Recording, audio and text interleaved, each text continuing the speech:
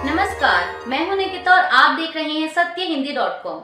चलिए एक नजर डालते हैं अब तक की सुर्खियों पर। हरियाणा और पंजाब से लगे खनौरी बॉर्डर पर अपनी मांगों को लेकर आंदोलनरत किसानों ने 4 जनवरी को धरना स्थल पर किसान महापंचायत का आह्वान किया है। आपको बता दें कि इससे पहले संयुक्त किसान मोर्चा गैर राजनीतिक और किसान मजदूर मोर्चा ने 30 दिसंबर को पंजाब बंद का आह्वान किया था। यह कदम ऐसे समय में उठाया गया है जब सुप्रीम कोर्ट ने अनशन कर रहे किसान नेता जगजीत सिंह डल्लेवाल को अस्पताल नहीं ले जाने के लिए पंजाब सरकार को कड़ी फटकार लगाई है। किसान नेता काका सिंह कोटड़ा ने कहा कि 70 वर्षीय किसान जगजीत सिंह डल्लेवाल अनिश्चितकालीन अनशन पर हैं। उनका अनशन रविवार को 34वें दिन में प्रवेश कर गया।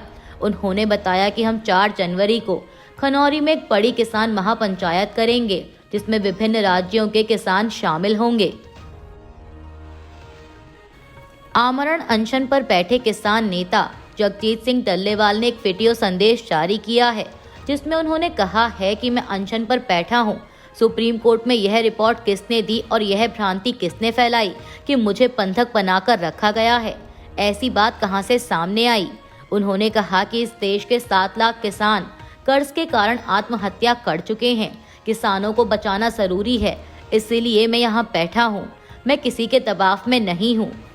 डल्लेवाल ने अपने संदेश में सुप्रीम कोर्ट को एक पत्र लिखकर अनुरोध किया है कि वह केंद्र को फसलों पर न्यूनतम समर्थन मूल्य की कानूनी गारंटी समेत किसानों की मांगों को स्वीकार करने का निर्देश दें। किसान नेता ने कहा कि हमने सोचा था कि शायद सुप्रीम कोर्ट केंद्र को निर्देश देगा। दिल्ली के उपराज्यपाल पीके सक्सेना ने कांग्रेस नेता संदीप दीक्षित के उन आरोपों की जांच के आदेश दिए हैं जिनमें उन्होंने अगले साल होने वाले विधानसभा चुनाव से पहले पंजाब से दिल्ली में बड़ी मात्रा में नकदी लाए जाने और जासूसी किए जाने का आरोप लगाया है। दरअसल 25 दिसंबर को एलजी को लिखे पत्र में कांग्रेस नेता संदीप दीक्षित ने दिल्ली में अपने आवास के बाहर पंजाब सरकार के खुफिया कर्मियों की कथित मौजूदगी का आरोप लगाया।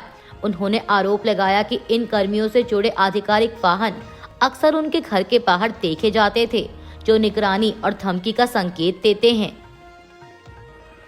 समाजवादी पार्टी प्रमुख अखिलेश यादव ने शनिवार को कहा कि भाजपा लोकतंत्र और संविधान के लिए खतरा है। उन्होंने अपने एक बयान में कहा कि भाजपा सत्ता का दुरुपयोग कर लोकतंत्र की हत्या करती है। लोगों को संविधान से वोट देने का अधिकार मिला है लेकिन भाजपा इसे छीन रही है। उपचुनाव में वोट लूटे गए, लोगों को वोट देने से रोका गया। पूरे देश ने देखा कि उपचुनाव में बहादुर महिलाओं ने गोलियों और बंदूकों का सामना किया। वे अपनी जान जोखिम में डालकर वोट डालने में सफल रहीं। वरिष्ठ भाजपा नेता विजेंद्र गुप्ता ने शनिवार को आम आदमी पार्टी संयोजक अरविंद केजरीवाल पर आरोप लगाया कि दिल्ली के मुख्यमंत्री के रूप में उनके 6 फ्लैगस्टाफ रोड स्थित आवास से जुड़ी कई अनियमितताएं हुई। उन्होंने कहा कि यह राष्ट्रीय राजधानी में आगामी विधानसभा चुनावों में एक बड़ा मुद्दा होगा। वहीं आम आदमी पार्टी ने गुप्ता के आरोपों पर पलटवार करते हुए कहा कि भाजपा का पूरा अभियान केजरीवाल पर हमला करने पर केंद्रित है। आम आदमी पार्टी ने एक बयान में कहा कि भाजपा के पास दिल्ली के लिए कोई विजन या योजना नहीं है। उनके सभी आरोप और मामले अंततः झूठे साबित हुए हैं। अमेरिका के नवनिर्वाचित राष्ट्रपति डोनाल्ड ट्रंप ने टिकटॉक पर लगने वाले बैन को लेकर अमेरिकी सुप्रीम कोर्ट से देरी के लिए अनुरोध किया है।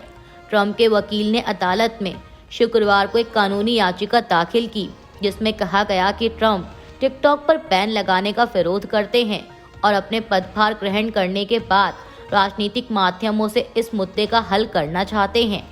मीडिया रिपोर्ट्स के मुताबिक आगामी 10 जनवरी को अदालत में इस पर सुनवाई होगी जिसमें चीनी कंपनी बाइट डांस को टिकटॉक को एक अमेरिकी कंपनी को बेचना होगा या 19 जनवरी को प्रतिबंध का सामना करना होगा।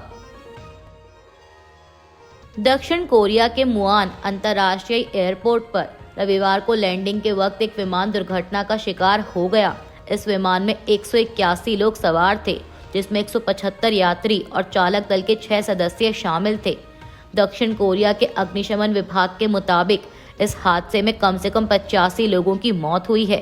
मीडिया रिपोर्ट्स के मुताबिक जीजू एयर का यह विमान कथित तौर पर बैंकॉक से दक्षिण कोरिया वापस आ रहा था और विमान के लैंड करते वक्त यह हादसा हुआ। अग्निशमन विभाग के अधिकारियों ने समाचार एजेंसी रॉयटर्स को बताया कि 2 लोग जिंदा पाए गए हैं, उन्हें बचा लिया गया है और बचाव कार्य अभी भी जारी है।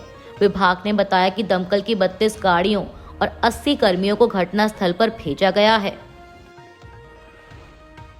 इजरायली डिफेंस फोर्सेस ने उत्तरी गजा के बैत लाहिया में आखिरी बचे पड़े अस्पताल को जबरदस्ती खाली करवा दिया है। हमास द्वारा संचालित स्वास्थ्य मंत्रालय का कहना है कि इजरायली सेना ने मेडिकल स्टाफ को हिरासत में लिया और उनसे पूछताछ की। कमाल अदवान अस्पताल के डायरेक्टर डॉक्टर हुस्साम अबू साफिया उन सभी लोगों में से एक है जिन्हें आईडीएफ पूछताछ के लिए लेकर गई थी। वहीं इजरायली पलों का दावा था कि डॉक्टर हुस्साम चरमपंथी गुट हमास के संचालक हैं।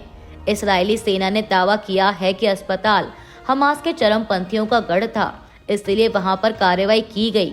इसके अलावा वहां के स्वास्थ्य मंत्रालय के अनुसार शुक्रवार को अस्पताल के पास हुए इजरायली हमले में करीब 50 लोगों की मौत हुई, इसमें मेडिकल स्टाफ भी शामिल है। अफगानिस्तान में शासन कर रहे तालिबान ने कहा है कि उसने जवाबी कार्रवाई के तौर पर पाकिस्तानी इलाके में हमले किए हैं।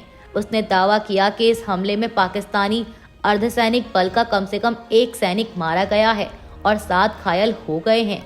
यह कार्रवाई शनिवार की सुबह की गई।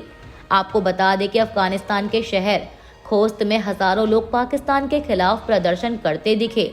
दरअसल यह विरोध प्रदर्शन इस सप्ताह की शुरुआत में पाकिस्तान की ओर से अफगानिस्तान के सीमाई इलाकों पर हमले के विरोध में हो रहे हैं। साथ ही बता दें कि इस हमले के बाद तालिबान ने कहा था कि पाकिस्तान को जवाब दिया जाएगा। मीडिया रिपोर्ट्स के मुताबिक 24 दिसंबर की रात अफगानिस्तान के पक्तिका के परमल जिले में पाकिस्तानी हवाई हमले में 46 लोग मारे गए थे। इनमें अधिकतर महिलाएं और बच्चे थे। महाराष्ट्र के मुख्यमंत्री देवेंद्र फडणवीस ने सीआईडी से मासाजोग के सरपंच संतोष देशमुख की हत्या के मामले में आरोपियों की संपत्ति जब्त करने को कहा है। गृह विभाग के एक अधिकारी ने शनिवार को यह जानकारी दी। उन्होंने यह भी कहा कि फडणवीस ने अधिकारियों से उन लोगों के हथियार लाइसेंस रद्द करने को कहा है जिनकी तस्वीरें या वीडियो सोशल मीडिया पर हवा में फायरिंग करते या सार्वजनिक रूप से बंदूक लहराते हुए दिखाई दे रहे हैं। आपको बता दें कि बीड जिले में इस महीने की शुरुआत में सरपंच की नृशंस हत्या को लेकर फडणवीस विपक्ष के निशाने पर हैं। अभी के लिए बस इतना ही। बाकी की खबरों के लिए बने रहिए सत्यहिंदी.com के साथ।